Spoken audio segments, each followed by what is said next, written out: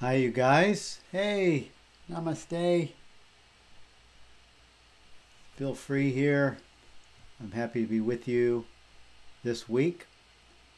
And my video blog this week is just making it real, just making the spiritual practice real. And I'm going to share with you my life experience in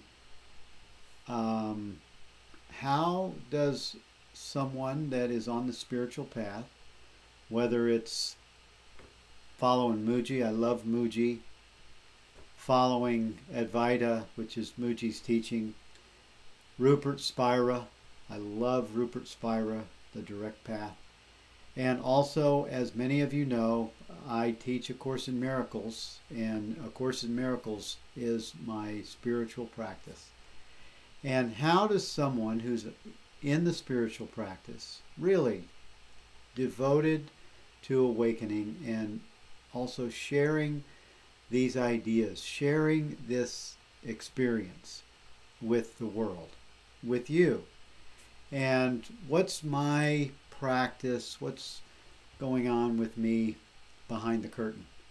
And this is my office, and this is where we live. This is where Lisa and I live in Maine. And I thought it would be just really great to just make it real. And I'm just going to share with you, I put my hands up like this because, well, that's, I opened up a window without realizing that there was a mutton that was going to be in the way and smash my finger, raising the window up, so it's probably going to lose a nail. But the reason I'm looking at my hands is because it's really interesting. You know, I did the Camino 2 months ago with a group of 21 people, Lisa and I and 20 other people, and the night before we were going to start our 150-mile walk, I slipped and fell down a flight of stairs, a set of steel diamond plate stairs that were a little bit wet. I slipped and I landed about 4 steps down, and my leg folded completely like 180 degrees, and the ankle contorted, and really it looked like a terrible, and felt like a terrible injury. And I suffered, seemingly suffered in a person identity, a human experience, an accident, damage, possible damage to the body. And how did I then practice these principles? Practice the teachings of the direct path, of Advaita, of A Course in Miracles, and that injury. And you know, there is no world. All this is just an illusion. And what was an awakening experience in all of that? And I'm going to share with you from that perspective. And also, like even last week I woke up in the morning, 6 o'clock and 6 o'clock in the morning, and I couldn't close my fist. My hand was, it hurt. It had a painful sensation. It was hard to close it into a fist when I first woke up.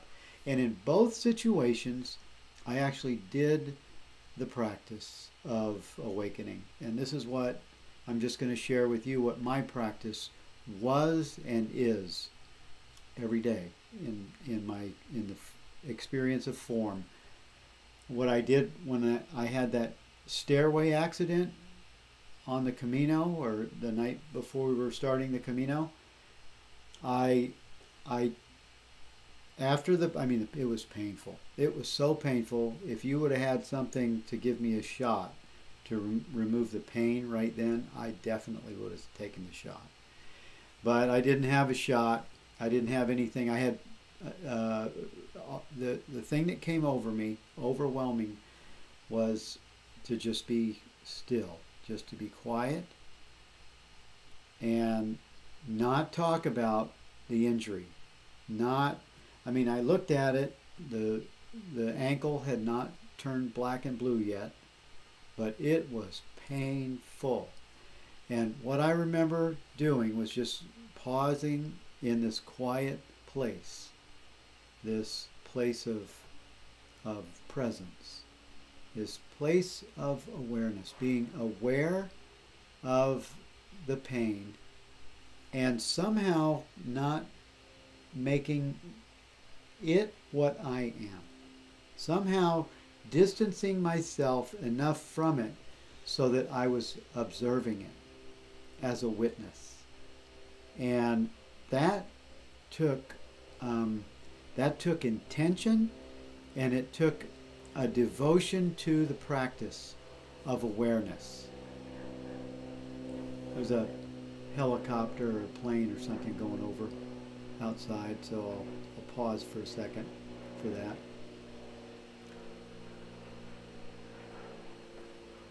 But I remember, first of all, I was listening, not from a place of being a victim, not from a place of pain. I was listening in that experience of awareness. I was listening just as an observer. That's what listening. It wasn't listening with the body's ears. It wasn't waiting for a voice. Instructions are given to me intuitively, and they come in by just being present and aware. Just aware. No judgment is there, no idea of planning, no label, and awareness is aware of all experience, all activity of the person. And that is God presence. That is where infinite and universal intelligence, the knowing, comes in and envelops the mind, and then the mind informs the person, the body, what to do. And that's what I did on the Camino every single day. I didn't start walking for 2 days. I waited 2 days. I waited for instructions each morning when I woke up. I would get quiet. And I wouldn't take it. I also, when I would notice the pain, I would really relabel it as sensation.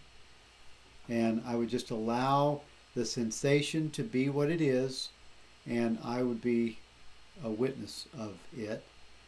And then I would allow the intuitive instructions to come in, and I would know that I was going to walk the Camino by watching Bill pack his bag.